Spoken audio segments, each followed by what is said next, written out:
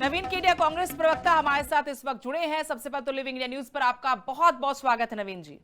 नमस्कार नमस्कार। नवीन जी, बहुत सारी हलचलें हैं क्योंकि आप भी जानते हैं कि 16 मार्च को वोटिंग होनी है। राज्यसभा चुनाव को लेकर कांग्रेस खेमे को लेकर जानकारी है कि कल लंच पर बुला, उसके बाद कांग्रेस के सभी विधायक हिमाचल जा सकते हैं। सबसे पहले तो इसकी पुष्टि कीजिएगा, ये सच है? नहीं, लंच तो नेता प्रतिपक्ष चौधरी भूपेंद्र सिंह जी हुड्डा जी ने रखा है, नो डाउट।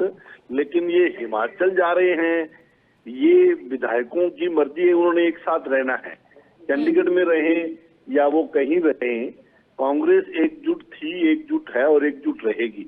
समस्या क्या है कि जो सत्ता पक्ष है वो हर तरह के हथकंडे अपनाता है, चाहे वो ईडी का हो, चाहे सीबीआई का हो, चाहे वो धमकाने का हो या किसी तरह का कोई लालच देने का हो। उस हथकंडों से, क्योंकि अब समस्त राजनीति नहीं है, अब लोअर स्तर की राजनीति है, एक दूसरे को तोड़ने का प्रयास करना। और ये इस सरकार की, भारतीय जनता पार्टी की सरकार की ये मंशा रही है कि किसी भी तरीके से काम दाम दंड भेद सरकार तोड़ी जाए, बनाया जाए, अपना एक और राज्यसभा का सदस्य भेजा जाए।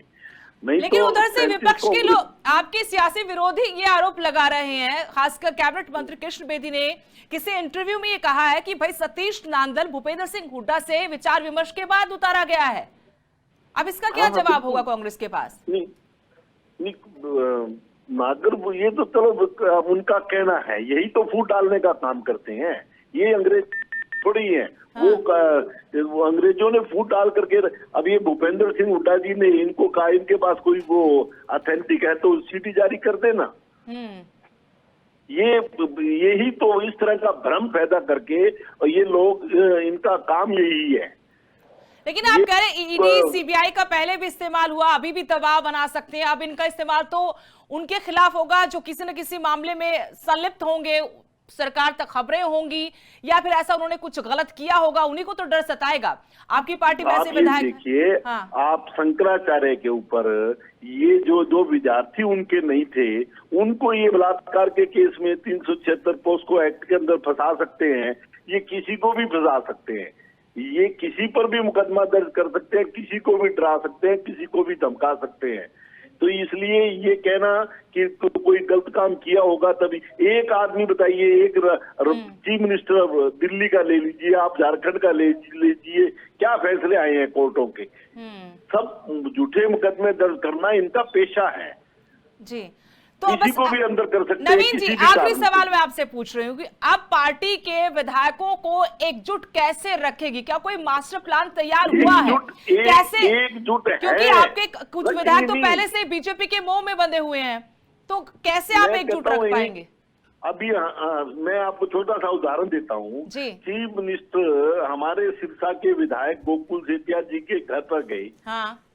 और शादी का नाम लेकर के भी, मैं शादी, उनके छोटे भाई की शादी थी भी, मैं शादी में नहीं आ सका।